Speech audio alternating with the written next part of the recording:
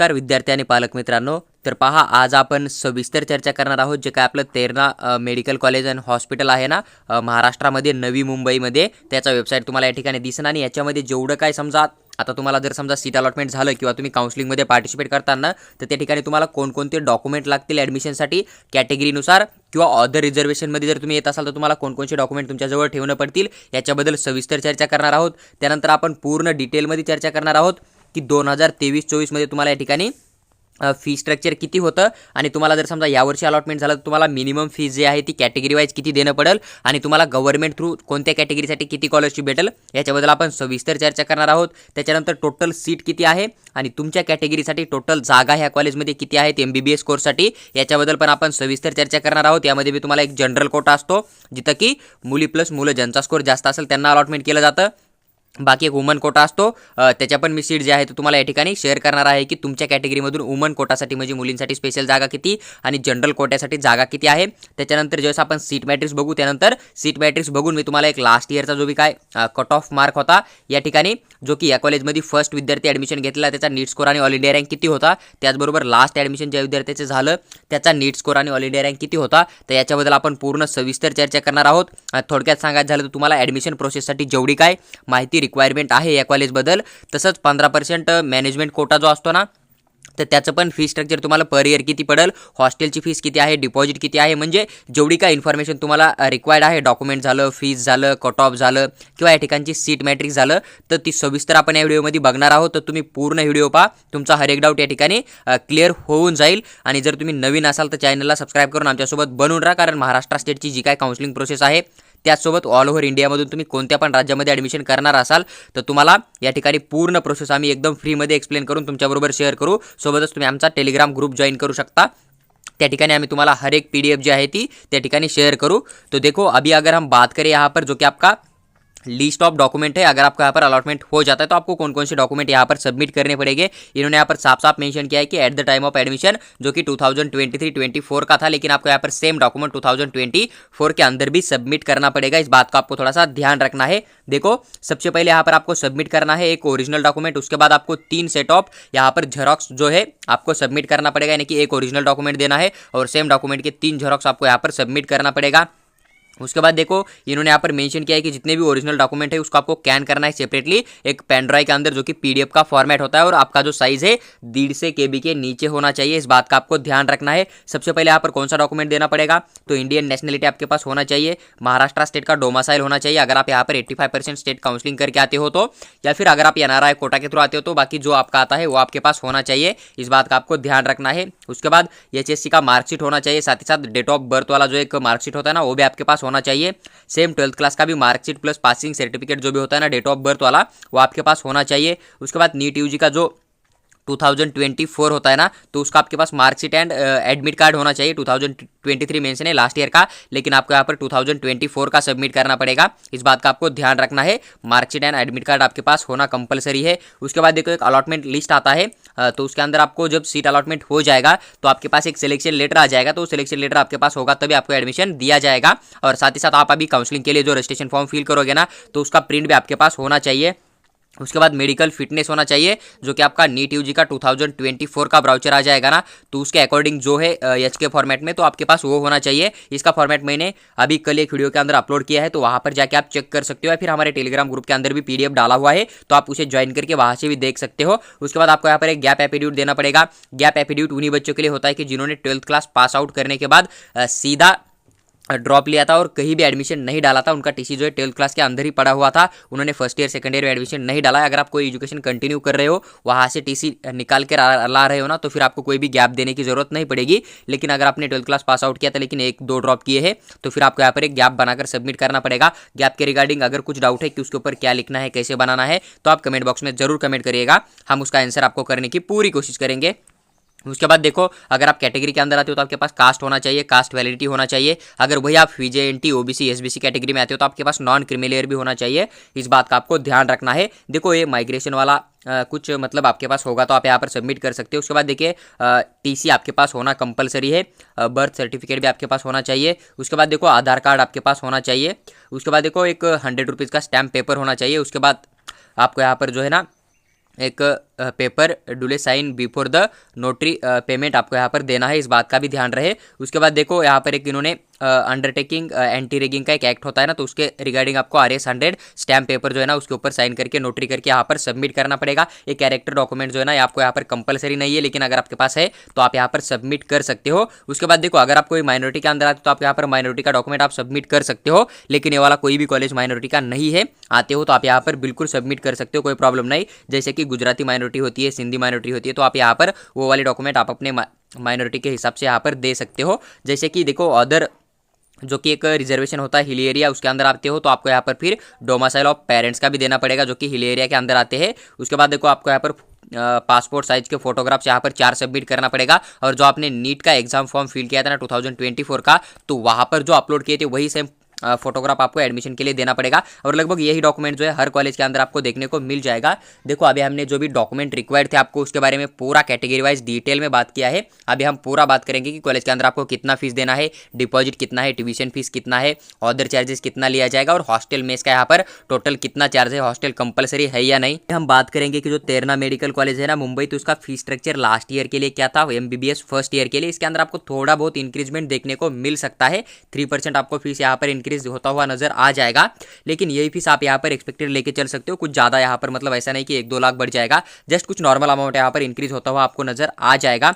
देखो यहाँ पर NRI कोटा या फिर IQ कोटा मतलब आपका मैनेजमेंट कोटा हो गया। उसके बाद यहाँ पर ओपन कैटेगरी का जिनका की इनकम जो 1 लाख से ज्यादा है उनका फीस स्ट्रक्चर आपको यहाँ पर ओपन के अंदर देखने को मिल जाएगा। या फिर जो बच्चे यहाँ पर जो कि रिजर्व कैटेगरी होती है, OBC कैटेगरी हुआ आपका, उसके बाद SBC कैटेगरी हुआ, उसके बाद आप अगर FJ-NT के अंदर आते हो, NTB हुआ, NTC हुआ, NTD हुआ, लेकिन आपका इनकम अगर 1 लाख से ज़्यादा है तो फिर आपको यहाँ पर पूरा का पूरा ओपन कैटेगरी का फीस देना पड़ेगा।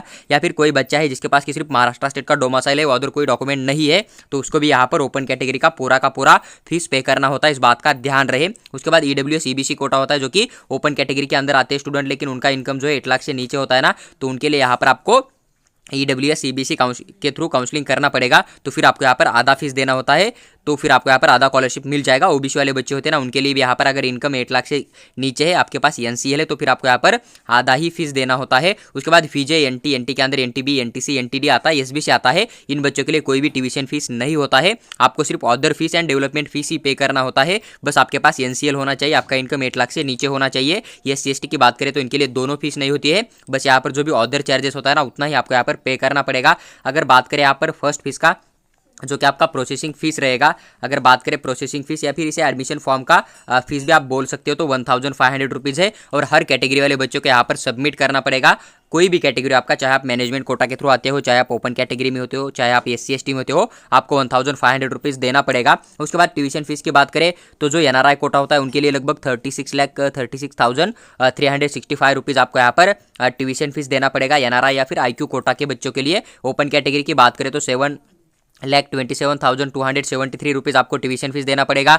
EWS EBC के लिए 3,63,636 रुपीज़ देना पड़ेगा। OBC कैटेगरी के लिए भी सेम आपको आधा देना पड़ेगा, तो 3,63,636 रुपीज़ आपको देना पड़ेगा। FJ-NT के लिए कोई ट्यूशन फीस नहीं होता, SC ST के लिए कोई भी ट्यूशन फीस नहीं होता है। उसके बाद अगर बात करें टोटल फीस के बाद डेवलपमेंट फीस के बारे में, तो डेवलपमेंट फीस लगभग यहाँ पर NRI IQ कोटा के लिए 3,63,635 रुपीज़ आपको देना पड़ेगा। वही अगर बात करें ओपन कैटेगरी के लिए तो 72,727 रुपीज़ पे करनी पड़ेगी। EWS या फिर EBC कोटा के थ्रू आप अप्लाई करते हो तो आपको डेवलपमेंट फीस भी आधा देना होता है, तो 64 रुपीज़ आपको यहाँ पर पे करना पड़ेगा, जो कि आपका EWS EBC कोटा के थ्रू डेवलपमेंट फीस जाएगा ना, तो 36,364 रुपीज़ आपको पे करना पड़ेगा। वही अगर OBC कैटेगरी में आते तो पूरा देना होता है आपको, तो आपको यहाँ पर 72,727 रुपीज़ देना पड़ेगा। FJ-NT SBC कैटेगरी वाले बच्चों को भी यहाँ पर 72,727 रुपीज़ देना पड़ेगा। SC ST के लिए कोई फीस नहीं होता है, डेवलपमेंट वाला भी। तो यहाँ पर अगर टोटल फीस की बात करें कि आपको जब अलॉटमेंट हो जाएगा और आप कॉलेज ज्वाइन करके बेटरमेंट के लिए अप्लाई करोगे तब आपको कितना फीस देना है, तो NRI IQ कोटा की तरफ से जाते हो तो आपको 40,01,500 रुपीज़ देना पड़ेगा। ओपन कैटेगरी की तरफ से एडमिशन करते हो या फिर आपका इनकम 8 लाख से ज़्यादा है, आप FJ-NT SBC OBC कैटेगरी में आते हो तो फिर आपको यहाँ पर 8,01,500 रुपीज़ टोटल फीस देना पड़ेगा। वही अगर EWS EBC की बात करें तो 4,01,500 देना पड़ेगा। अगर आप OBC के अंदर आते हो तो 4,37,863 रुपीज़ देना पड़ेगा। FJ-NT SBC के अंदर आते हो, NT के अंदर NTB NTC NTD के अंदर आते हो तो आपको 74,000 ₹227 फीस देना पड़ेगा। लेकिन अगर आप SC/ST में आते हो, कॉलेज ज्वाइन करके बेटरमेंट के लिए जाते हो ना, तो फिर आपको यहाँ पर ₹1500 ही फीस पे करना है। इस बात का आपको ध्यान रखना है। और आपको जो DD बनाना होता है ना, डीन तेरना मेडिकल कॉलेज, इस नाम से आपको DD यहाँ पर बनाकर सबमिट करना पड़ेगा, इस बात का ध्यान रहे। उसके बाद अगर अदर फीस की बात करें, जैसे कि आपको लाइब्रेरी डिपॉजिट देना पड़ेगा, और जितने भी डिपॉजिट आपसे लिया जाएगा ना, जब आपका डिग्री कंप्लीट हो जाएगा तब आपको वो रिफंड किया जाएगा, इस बात का आपको ध्यान रखना है। अगर आप यहाँ पर रिटेंशन फॉर्म फिल करते हो तो फिर आपको डिपॉजिट वगैरह या फिर जो अदर फीस होती है ना, वो भी यहाँ पर सबमिट करनी होती है। अगर बात करें लाइब्रेरी डिपॉजिट का, जो कि आपको रिफंड मिल जाएगा बाद में, तो ₹40,000 आपको देना पड़ेगा। चाहे आप मैनेजमेंट के थ्रू एडमिशन ले ले, चाहे आप यहाँ पर स्टेट काउंसलिंग करके ले, चाहे आपका कोई भी कैटेगरी हो, आपको ये वाला डिपॉजिट यहाँ पर पे करना है, बाद में आपको रिफंड भी मिल जाएगा। उसके बाद लेबोरेटरी का डिपॉजिट है 40,000, ये भी हर कैटेगरी वाले बच्चों को पे करना है, चाहे आपकी कैटेगरी कौन सी भी क्यों ना हो। उसके बाद देखिए एक इंश्योरेंस है यहाँ पर, उसका ₹3,000 आपको देना पड़ेगा, जो कि नॉन रिफंडेबल होता है। उसके बाद जनरल या फिर जो भी एप्रॉन लेते हो, ID कार्ड लेते हो, या फिर अदर फीस होती है ना, तो 12,000 आपको यहाँ पर पे करनी पड़ेगी। उसके बाद आपको यहाँ पर एक मनी डिपॉजिट देना है, जो कि आपको बाद में रिफंड मिल जाएगा। तो लगभग ₹1,25,000 आपको यहाँ पर मनी डिपॉजिट कॉलेज के पास देना पड़ेगा, जो कि आपका डिग्री जब तक कंप्लीट हो जाएगा तब आपको रिफंड मिल जाएगा। उसके बाद देखो जिमखाना फीस होती है, जो कि ₹20,000 है, ये भी आपको यहाँ पर पे करनी है। उसके बाद टोटल फीस की बात करें, जो कि आपका अदर फीस है, तो लगभग ₹2,40,000 आपको देना पड़ेगा। और ये 2,40,000 आपको हर कैटेगरी वाले बच्चे को देना है, और ये भी आपको DD के फॉर्म में सबमिट करना है, इस बात का ध्यान रहे। और ये जो फीस होता है ना, अदर फीस, ये तो आपका फर्स्ट ईयर में ही लिया जाएगा। बाकी जो लाइब्रेरी डिपॉजिट वगैरह होता है, तो वो तो आपको रिफंड ही मिल जाएगा। तो आपको जो हर साल फीस पे करनी होती है, ट्यूशन एंड डेवलपमेंट फीस ही होती है, इस बात का ध्यान रखना है। और हॉस्टल मेस भी होता है, लेकिन आप यहाँ पर सेकंड ईयर थर्ड ईयर में हॉस्टल छोड़ भी दोगे तो कोई प्रॉब्लम आपके साथ वहाँ पर नहीं हो जाएगा। उसके बाद अगर बात करें यहाँ पर हॉस्टल फीस के बारे में, तो लगभग यहाँ पर ₹1,05,000 आपको हॉस्टल फीस देखने को मिल जाएगा। और हॉस्टल आपका हर कैटेगरी वाले बच्चों को सेम होता है, चाहे आप मैनेजमेंट कोटा के थ्रू आए, चाहे आप यहाँ पर स्टेट काउंसलिंग करके आए। उसके बाद हॉस्टल का डिपॉजिट हो जाएगा, जो कि आपको बाद में जब आप हॉस्टल को छोड़ दोगे सेकंड ईयर थर्ड ईयर में या फिर फर्स्ट ईयर में, तो आपको रिफंड मिल जाएगा। 50,000 आपको वो भी देना पड़ेगा। उसके बाद मेस का फीस है यहाँ पर लगभग ₹80,000। तो टोटल फीस की बात करें हॉस्टल मेस का डिपॉजिट पकड़कर, तो आपको यहाँ पर लगभग ₹2,35,000 यहाँ पर पे करना पड़ेगा हर कैटेगरी वाले बच्चों को। और तेरना पब्लिक चैरिटेबल ट्रस्ट, इस नाम से आपको जो है हॉस्टल में इसका DD बनाना पड़ेगा। अगर बात करें ग्रैंड टोटल कहने की, आपने जो ट्यूशन प्लस आपका जो डेवलपमेंट फीस हुआ था, उसके बाद जो अदर फीस हुआ था डिपॉजिट वगैरह, उसके बाद आपका हॉस्टल प्लस मेस का जो फीस है ना, तो इन टोटल कुल मिलाकर बात करें, अगर आप मैनेजमेंट कोटा के थ्रू काउंसलिंग करते हो, एडमिशन मिल जाता है, तो आपको यहाँ पर 76,500 देना पड़ेगा। वही अगर आप यहाँ पर ओपन कैटेगरी की तरफ से एडमिशन करते हो महाराष्ट्र स्टेट कोटा की काउंसलिंग करके, तो आपको यहाँ पर लगभग 12,76,500 देना पड़ेगा। वही अगर आप EWS EBC के थ्रू करते हो तो 8,76,500 देना पड़ेगा। वही अगर आप OBC कैटेगरी में आते हो तो आपको 9,12,863 देना पड़ेगा। वही अगर आप यहाँ पर FJ NT के अंदर आते हो तो 5,49,227 देना पड़ेगा। लेकिन इनमें से बहुत सारा फीस जो है आपको लगभग रिफंड मिल जाएगा, क्योंकि जो डिपॉजिट होता है ना, लगभग 1,25,000 वाला डिपॉजिट हुआ आपका, उसके बाद आपका 80,000 का वो डिपॉजिट हुआ, तो ये पूरा पैसा आपको रिफंड मिल जाएगा। और जो हॉस्टल में इसका चार्ज है वो तो आप वहाँ पर मतलब खाने पीने के लिए खर्च करोगे। और 50,000 हॉस्टल का जो भी डिपॉजिट है ना, वो भी आपको रिफंड मिल जाएगा, इस बात का भी आपको ध्यान रखना है। और सेकंड ईयर में आपको ये डिपॉजिट वगैरह कुछ पे करने की जरूरत भी नहीं होती है। इसलिए कॉलेज अगर सेलेक्ट करोगे तो आप यहाँ पर ट्यूशन एंड डेवलपमेंट फीस देख के सेलेक्ट करो, या फिर जो कॉलेज बेस्ट है ना उस हिसाब से सेलेक्ट करो। ये जो डिपॉजिट अगर आप पे कर सकते हो एक टाइम, तो फिर आप इस कॉलेज को जो है ऊपर रख सकते हो। लेकिन अगर आपसे लग रहा है कि नहीं मैं डिपॉजिट पे नहीं कर सकता, तो फिर जो कम बजट वाले कॉलेज है, लो फीस वाले कॉलेज है ना, उनको आप टारगेट कर सकते हो। और मैंने वीडियो भी डाल के रखा है कि सबसे कम फीस वाला कॉलेज कौन सा है, तो उसे भी आप एक बार जरूर देखिएगा। उसके बाद अगर बात करें यहाँ पर SC ST कैटेगरी वाले बच्चे, तो उनके लिए यहाँ पर सिर्फ डिपॉजिट एंड अदर हॉस्टल वगैरह फीस होता है ना, वही देना पड़ेगा, जो कि 4,76,500 होता है। बाकी आपको कोई भी फीस यहाँ पर पे करने की जरूरत नहीं होती है। और ये जो ऑफिशियल फीस स्ट्रक्चर है तेरना मेडिकल कॉलेज का लास्ट ईयर का, तो पूरा विद डिटेल एक्सप्लेन करके मैंने आपके साथ शेयर किया हुआ है। अभी हम सीधा बात करेंगे कि यहाँ पर कैटेगरी वाइज कितनी सीट होती है MBBS एडमिशन के लिए।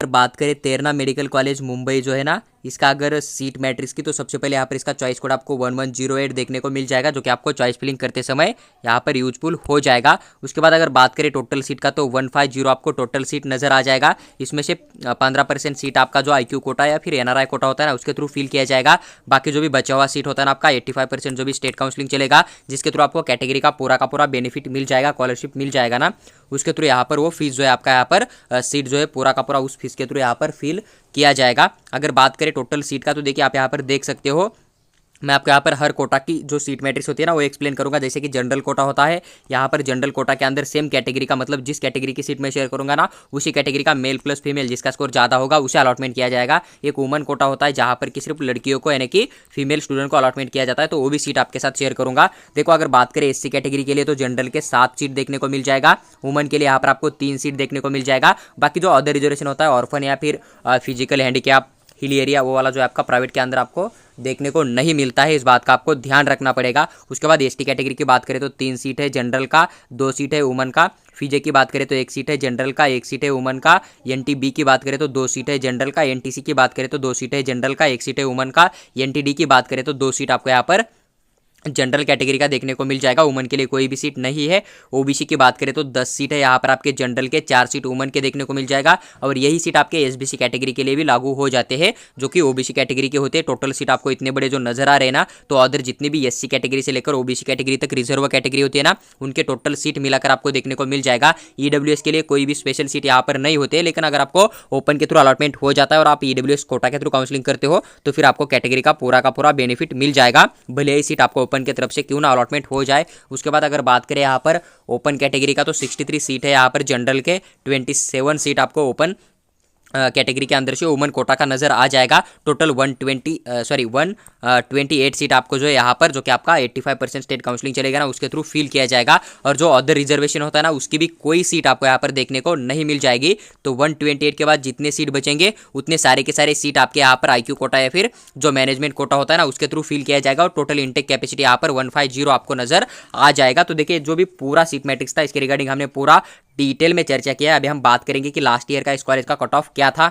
बात करें तेरना मेडिकल कॉलेज का फाइनल कट ऑफ 2023-24 के लिए क्या था, साथ ही साथ लास्ट में एक्सपेक्टेड कट ऑफ की भी हम बात करेंगे। देखो अगर बात करें यहाँ पर सबसे पहले जो कि आपका एससी कैटेगरी आता है, यहाँ पर अगर फर्स्ट बच्चे जिसने कि इस कॉलेज के अंदर एडमिशन मिला था, जिसको कि सीट अलॉटमेंट किया गया था, फर्स्ट बच्चे को एससी कैटेगरी के अंदर से उसका नीट स्कोर लगभग 494 आपको देखने को मिल जाएगा। ऑल इंडिया रैंक की बात करें तो लगभग 1,14,754 आपको नजर आ जाएगा। उसके बाद अगर लास्ट बच्चे यानी कि इस कॉलेज के अंदर सेम कैटेगरी के अंदर से जिसको कि लास्ट कॉलेज अलॉटमेंट हो गया था लास्ट ईयर, उसके नीट स्कोर की बात करें तो 473 आपको नजर आ जाएगा। वही अगर बात करें ऑल इंडिया रैंक का तो लगभग 1,36,580 आपको देखने को मिल जाएगा। और कॉलेज का नाम तो आपको पता है, तेरना मेडिकल कॉलेज मुंबई के अंदर। और ये जो फर्स्ट बच्चा होता है ना, कि जो तेरना कॉलेज के अंदर फर्स्ट किसी भी कैटेगरी के अंदर से फर्स्ट, मतलब उसी कैटेगरी के अंदर से फर्स्ट अलॉटमेंट इसी बच्चे को हुआ था लास्ट ईयर। लास्ट मतलब लास्ट ईयर का सबसे कम कट ऑफ वाला अगर कोई बच्चे को एडमिशन मिला है इसी कॉलेज के अंदर तो उसका नीट स्कोर क्या है, वो हुआ लास्ट बच्चा। इस बात का आपको थोड़ा सा ध्यान रखना है। उसके बाद आपका नेक्स्ट कैटेगरी आता है जो कि आपका एसटी कैटेगरी है। एसटी कैटेगरी की बात करें फर्स्ट बच्चे के लिए तो 355 देखने को मिल जाएगा। ऑल इंडिया रैंक की बात करें तो 3,05,048 आपको नजर आ जाएगा। अगर बात करें लास्ट बच्चा तो 338 आपको नीट स्कोर देखने को मिल जाएगा। ऑल इंडिया रैंक की बात करें तो 3,37,858 आपको देखने को मिल जाएगा। वही अगर कॉलेज की बात करें तो तेरना मेडिकल कॉलेज मुंबई आपको यहाँ पर साफ साफ नजर आ जाएगा। और सभी के लिए एक ही कॉलेज है, आपको यहाँ पर बात रखना है, क्योंकि हम तेरना मेडिकल कॉलेज मुंबई का जो है ना उसका ही कट ऑफ की बात करें। उसके बाद विजय कैटेगरी की बात करें तो यहाँ पर फर्स्ट बच्चा 519 आपको देखने को मिल जाएगा। ऑल इंडिया रैंक की बात करें तो 90,376 आपको नजर आ जाएगा। वही अगर लास्ट बच्चे की बात करें तो 515 आपको देखने को मिल जाएगा। 94,252 आपको यहाँ पर उस बच्चे का ऑल इंडिया रैंक विजय कैटेगरी के अंदर से देखने को मिल जाएगा। उसके बाद एनटीबी कैटेगरी की बात करें फर्स्ट बच्चा तो 491 आपको देखने को मिल जाएगा। ऑल इंडिया रैंक की बात करें तो 1,17,235 देखने को मिल जाएगा। 484 आपको यहाँ पर लास्ट बच्चा मिल जाएगा, जिसका कि ऑल इंडिया रैंक लगभग 1,24,810 आपको नजर आ जाएगा। उसके बाद नेक्स्ट आपका जो एनटीसी कैटेगरी होता है ना उसकी बात करें तो फर्स्ट बच्चा 563 के ऊपर अलॉटमेंट हो गया था। ऑल इंडिया रैंक की बात करें तो लगभग 54,235 देखने को मिल जाएगा। लास्ट बच्चे की बात करें तो 546 के ऊपर अलॉटमेंट हो गया था। और बात करें ऑल इंडिया रैंक का तो यहाँ पर 67,244 आपको देखने को मिल जाएगा। नेक्स्ट कैटेगरी की बात करें तो आपका एनटीडी कैटेगरी आता है। 563 जो है फर्स्ट बच्चे को अलॉटमेंट हो गया था। ऑल इंडिया रैंक की बात करें तो 53,986 आपको देखने को मिल जाएगा। 560 लास्ट कट ऑफ था जो कि लास्ट बच्चों का एडमिशन मिला था। अगर बात करें यहाँ पर ऑल इंडिया रैंक का तो 56,568 आपको इस बच्चे का जो है ऑल इंडिया रैंक यहाँ पर देखने को मिल जाएगा। उसके बाद ओबीसी कैटेगरी की बात करें तो 566 आपको देखने को मिल जाएगा। ऑल इंडिया रैंक की बात करें तो लगभग 1496 नजर आ जाएगा। अगर बात करें लास्ट बच्चे का तो 559 आपको देखने को मिल जाएगा। ऑल इंडिया रैंक 57,353 आपको नजर आ जाएगा। उसके बाद ईडब्ल्यूएस की बात करें तो ये ईडब्ल्यूएस के लिए आप ओपन का कट ऑफ लेके चल सकते हो, इसके लिए कोई स्पेशल सीट अलॉटमेंट नहीं होता है। वही अगर बात करें ओपन कैटेगरी का या फिर ईडब्ल्यूएस का कट ऑफ का, तो आपको यहाँ पर फर्स्ट 607 के ऊपर अलॉटमेंट होता हुआ नजर आ जाएगा। ऑल इंडिया रैंक की बात करें तो 24,705 देखने को मिल जाएगा। अगर बात करें लास्ट बच्चा तो 566 मिल जाएगा। अगर बात करें यहाँ पर जो भी ऑल इंडिया रैंक होता है तो 51,362 आपको देखने को मिल जाएगा। देखो अभी आपके मन में एक सवाल आया होगा कि सर ठीक है, बाकी जो बच्चे उनको कोई अदर गवर्नमेंट कॉलेज नहीं मिल रहा था इसलिए उन्होंने वहाँ पर एडमिशन नहीं मतलब लिया है तेरना के अंदर, लेकिन ये जो बच्चा है ओपन कैटेगरी का 607 है और ओपन का जो कट ऑफ है लगभग 585 के आसपास ही क्लोज हुआ था, तो फिर ये बच्चे ने जो है यहाँ पर प्राइवेट कॉलेज क्यों चूज किया? देखो इसके दो रीजन हो सकते हैं। एक तो इस बच्चे का जो है फीमेल हो सकती है, या फिर अगर कोई बॉयज भी होगा तो उसे अदर सिटी जो कि अदर सिटी के अंदर कॉलेज मिल रहा था, जैसे अंबाजोगाई हुआ या फिर मान लीजिए कोई नीचे गोंदिया हुआ, नंदुरबार हुआ या फिर कई अदर अगर कॉलेज मिल रहा था तो उसे उस गवर्नमेंट कॉलेज में नहीं जाना था, इसे एक बड़ी सिटी के अंदर से ही डिग्री लेना था। या फिर कोई हो सकता है कि प्रॉपर का बच्चा है, उसके पास पैसा थोड़ा ज़्यादा पड़ा हुआ है, उसे लगता है कि नहीं मुझे अगर वहाँ पर 1.5 लाख के अंदर भी एमबीबीएस का 1 साल कंप्लीट हो जाएगा, लेकिन नहीं मेरे पास तो 10-12 लाख पड़े तो मैं यहाँ पर इन्वेस्ट कर लूँगा। तो इस रीज़न से या फिर कुछ काउंसलिंग के अंदर अगर इनका मतलब गलती हो गया होगा तो फिर इनको जो है प्राइवेट कॉलेज मिल गया होगा। तो डिपेंड करता है कि आप काउंसलिंग किस तरह से करते हो। अगर ये बच्चा वेट करता है गवर्नमेंट के लिए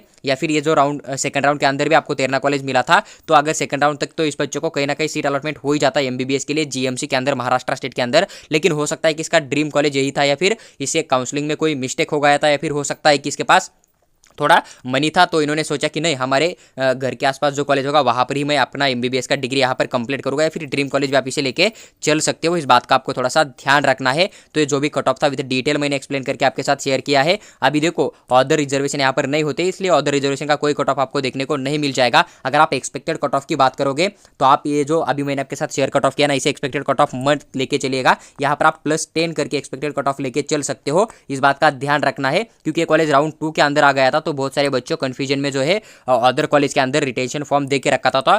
तो इस कॉलेज का जो भी कट ऑफ है कैटेगरी वाइज तो इसमें +5 मार्क कर दीजिए, क्योंकि जो प्राइवेट कॉलेज होते हैं ना तो उनमें से एक कॉलेज आपको टॉप के अंदर देखने को मिल जाएगा। तो जो भी लास्ट ईयर का कट ऑफ होता है ना उससे थोड़ा बहुत कट ऑफ आपको इस कॉलेज का खास करके इंक्रीज होता हुआ नजर आ जाएगा, क्योंकि लास्ट ईयर इस कॉलेज को फर्स्ट राउंड में परमिशन नहीं मिला था, इसलिए बहुत सारे बच्चों ने फर्स्ट राउंड में कोई अदर कॉलेज ज्वाइन किया तो फिर वहाँ पर रिटेंशन फॉर्म दे के रखा था। क्योंकि बहुत सारे बच्चे ऐसे होते हैं कि उनको अगर एमबीबीएस राउंड 1 में मिल जाएगा तो कम बच्चे होते हैं, जो कि 20% बच्चे ऐसे होते हैं कि जो बेटरमेंट के लिए अप्लाई करेंगे, बेटरमेंट के लिए जाएंगे, लेकिन 80% बच्चे आपको ऐसे नजर आ जाएंगे जिनको कि फर्स्ट राउंड के अंदर कोई भी कॉलेज मिले, चाहे वो गवर्नमेंट का हो सेमी गवर्नमेंट का हो, तो वो बच्चे वहां पर एडमिशन ले लेते हैं। बस वही बच्चे वेट करते हैं जिनको कि सेमी गवर्नमेंट मिल जाता है, लेकिन उनके पास जो है फीस पे करने के लिए ज़्यादा अमाउंट नहीं होता है, तो वही बच्चे ज्वाइन करके बेटरमेंट के लिए अप्लाई करके गवर्नमेंट के लिए वेट करते हैं। या फिर जो बच्चे बहुत ज़्यादा स्कोर करते हैं ना तो वही बच्चे कि नहीं मुझे अभी अगर बीजे मिल गया तो फिर मैं लोकमान्य तिलक या फिर जो भी आपका सेट जीएस मेडिकल कॉलेज है तो उसके लिए वेट करूंगा। इस तरह से काउंसलिंग करते हैं ना वही बच्चे वेट करते हैं। तो आपको इस कॉलेज का जो कट ऑफ है 2024-25 के लिए लास्ट ईयर का जो भी कट ऑफ था ना उससे थोड़ा सा आप इसे आगे लेके चल सकते हो कि ज़्यादा थोड़ा सा ऊपर जा सकता है हर कैटेगरी के अंदर से। इस बात का आपको थोड़ा सा ध्यान रखना है। देखो जो भी एक नॉर्मल इन्फॉर्मेशन आपको यानी कि जो काम की जितनी भी 100% इन्फॉर्मेशन आपके पास होनी चाहिए तेरना मेडिकल कॉलेज में एडमिशन लेने के लिए पूरा विद डिटेल एक्सप्लेन करके मैंने आपके साथ शेयर किया हुआ है। अगर आपको वीडियो अच्छी लगी हो या फिर अदर जितने भी कॉलेज है गवर्नमेंट के, प्राइवेट के, एमबीबीएस, बीएमएस के, महाराष्ट्र स्टेट के, उनके रिगार्डिंग भी आपको इसी तरह की वीडियो चाहिए तो आप हमारे चैनल को सब्सक्राइब करके हमारे साथ बने रहिएगा। और कमेंट बॉक्स में आपका जो नेक्स्ट कॉलेज का वीडियो चाहिए उसका नाम जरूर कमेंट करिएगा, वो भी इन्फॉर्मेशन हम आपके साथ शेयर करने की पूरी कोशिश करेंगे। अगर आपको पेड काउंसलिंग हमारे थ्रू करनी है तो हमें व्हाट्सएप के ऊपर मैसेज भी डाल सकते हो, या फिर आपको सिर्फ कॉल के ऊपर बात करके आपको एक अच्छा कॉलेज सेलेक्ट करना है, फिर जो भी आपका काउंसलिंग के रिगार्डिंग डाउट रहेगा वो डाउट अगर हमारे थ्रू बात करके आपको सॉल्व करना है तो हमारा एक पर्सनल गाइड चार्ज है, उसका 500 रुपीज चार्ज है। आप व्हाट्सएप के ऊपर पेमेंट करके स्क्रीनशॉट भेज दीजिए, हम आपको आपका एडमिशन प्रोसेस इंड होने तक यानी कि 2024 का पूरा काउंसलिंग एमबीबीएस से लेकर आपका फिजियोथेरेपी तक, बीएससी नर्सिंग तक जब तक कंप्लीट नहीं हो जाता है ना तब तक हम आपको हर एक कोर्स के रिगार्डिंग, हर एक प्रोसेस के रिगार्डिंग, चाहे कट ऑफ हो, फीस हो, उसके रिगार्डिंग हर एक अपडेट हम पर्सनली शेयर करेंगे। साथ ही साथ आपको यहाँ पर कॉल के ऊपर बात करके आपका हर एक डाउट भी सॉल्व करेंगे।